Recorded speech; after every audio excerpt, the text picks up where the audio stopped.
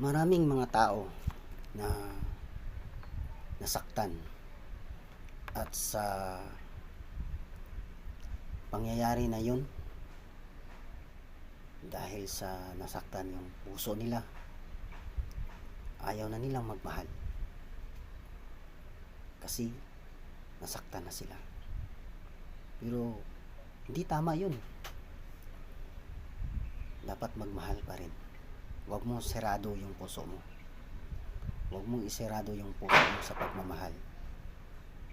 Dapat magmahal ka rin kasi natuto ka na. Kasi alam nyo, ang Diyos ay pag-ibig. When one door closes in our lives, God can open another.